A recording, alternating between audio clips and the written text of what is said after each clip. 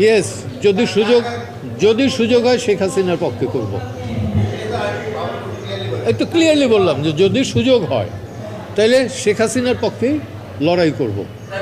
Tribunal কেন, সব মামলাতেই রাজনৈতিক নিপীড়ন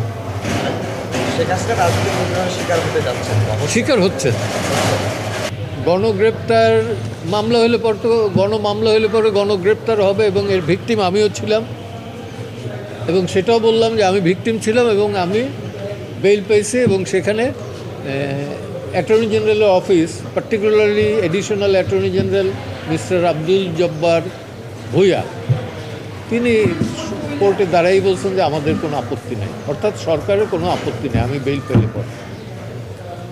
তো সেটা আমি কোর্টকে বলছি যে আমিও তো ছিলাম, এ আছে 84-এ, 156 অ্যাকিউজডের ভেতর, আমি ছিলাম 180-র ভেতরে 94-এ। তো এই হলো পার্থক্য। তো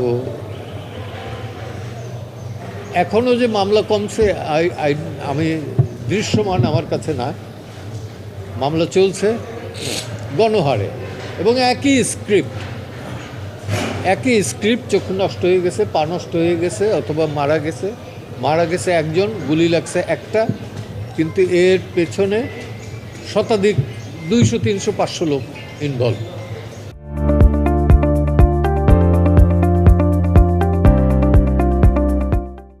এটা ওনারাই ব্যাখ্যা দিতে পারবেন ভালো। আমি যেটা বুঝি যে ডক্টর ইউনূস মিনুয়েল বোধহয় রিয়েলাইজ করছেন যে এই সংশোধন এগুলো করা ঠিক হবে না। উনি গতকালকে আমি একটা সোশ্যাল মিডিয়ার দেখলাম, উনি বলছেন যে রাজনৈতিক দল যদি সংস্কার না চায় তাহলে নির্বাচন দিয়ে আমি চলে যাব।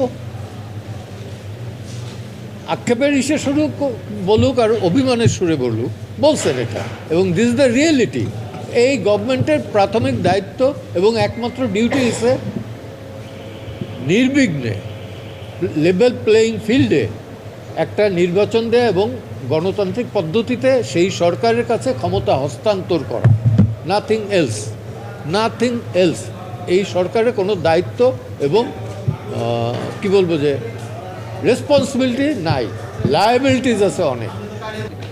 কোথাও হচ্ছে বোধ, এবং হইলে পরে আমাদের নলেজে আসলে পরে সেটা আমরা আবার কোর্টের আদালতের আনবো।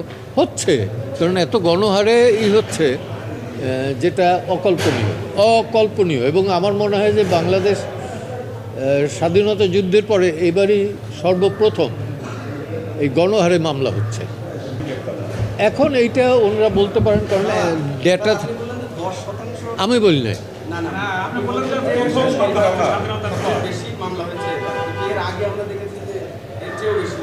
তাই নাকি? আমার জানা ছিল না। পরিসংখ্যান যদি তাই বলে 16 বছরে যদি হয়, আর এইখানে 3 মাসের, সেইটা কি সেম? ওই পরিসংখ্যানে আনেন। রিজন আছে কি নাই এটা তো আমি বলি নাই। আমি বলছি যে সংখ্যাটা 16 বছরে যা হয়েছে 3 মাসে তুলনামূলকভাবে বেশি হয়েছে।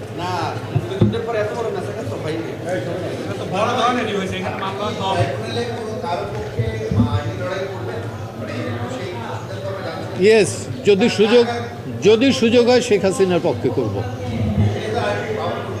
এই তো ক্লিয়ারলি বললাম যে যদি সুযোগ হয় তাহলে শেখ হাসিনার পক্ষেই লড়াই করব। ট্রাইব্যুনাল কেন, সব মামলাতেই। ব্যর্থ কি এখন হয়ে যায় না? আপনি কি মনে করেন মিডিয়ার স্বাধীনতা আছে, গণমাধ্যমের স্বাধীনতা আছে পূর্ণমাত্রায়? Not at all, I don't believe it. একটু বললাম যে আজকে যা বইলে গেছে এটাই পুরোপুরি আসে কিনা সন্দেহ আমি। তারপরেও এরা রিকোয়েস্ট করছে দেখে আমি আসলাম। হ্যাঁ, এবং আমি চাই না যে আপনারা বিপদে পড়েন। তো আমি আবারও বলি আমি আছি নিপীড়িতর পক্ষে অলওয়েজ। আপনার কাছে কি মনে হয় যে? হ্যাঁ, অবশ্যই রাজনৈতিক নিপীড়ন শিকার হচ্ছে।